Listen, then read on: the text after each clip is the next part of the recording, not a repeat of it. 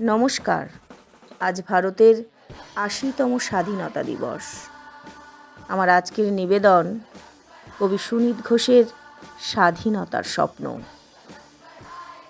আজ হাসান আলীর স্বপ্ন পূরণ হবে। আজ ১৫ই আগস্ট, ভারতের ৮০তম স্বাধীনতা দিবস। আজ হাসান আলীর স্বপ্ন পূরণ হবে। মাটির তলায় শেষ ঘুম যাওয়ার আগে হাসান আলীর নিথর দেহটা এখন ছেঁড়া তেলচিটে কাপড়ে ঢাকা।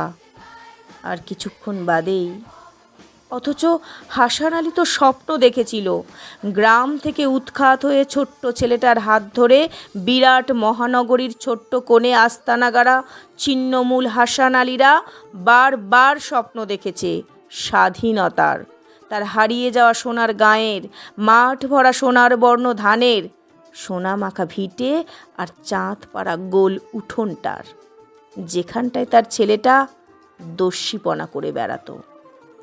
পুকুর থেকে ডুব দিয়ে এসে হাসান চেঁচিয়ে বলতো, বউ, বেলা হয়ে গেল, চারটি পান্তা দে, মাঠে যেতে হবে। ছেলেটাকে কোলে তুলে আদর করে বলতো, ছেলেটার কপালটা দেখ বউ, বড্ড বড়। দেখিস, ছেলে আমার জজ হবে, ম্যাজিস্ট্রেট হবে। কিন্তু সে স্বপ্ন ক্রমশ হারিয়ে গেল। দেনার দায়ে জমি জমা, ভিটে মাটি, গাই বলদ, হাঁড়ি করা সব মহাজন নিয়ে নিল। বউটা মরল অসুখে, বিনা চিকিৎসায়। ছেলেটার হাত ধরে এই শহরে আস্তা করে আস্তানা গাড়ল হাসান আলী। রিক্সা টানে, হাতের ঘণ্টা বাজে ঠুং ঠুং ঠুং ঠুং ঠুং ঠুং। তার টানা রিক্সায় কত ভদ্রলোক যে চাপে।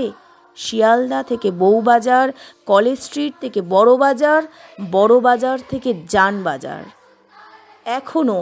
এখনো তার দু চোখ ভরা স্বপ্ন পূরণের প্রত্যাশা, স্বাধীনতার স্বপ্ন, জমি, ভিটেমাটি, সোনার ধানের স্বপ্ন।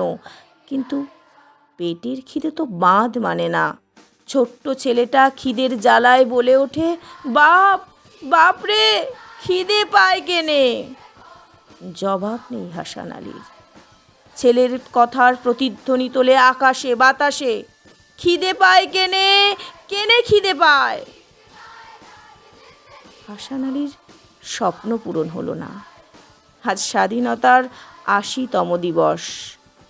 আর কিছুক্ষণ বাদেই হাসান আলীর দেহটা গোরস্থানে যাবে। ছেলেটা এখন বড় হয়েছে, জজ ম্যাজিস্ট্রেট হয়নি। বাবার রিক্সাটা ওই টানে। বাবা বলেছিল, দেখ, বাবুরা বলেছে স্বাধীনতা আসছে, পতাকা উড়বে পতপত পতপত করে। আর আমরা? কিন্তু ছেলে তো বাবার মতো স্বপ্ন দেখে না। সোনার বর্ণ ধানের স্বপ্ন, ভিটের স্বপ্ন, উঠোনের স্বপ্ন দেখে না। ধন্যবাদ।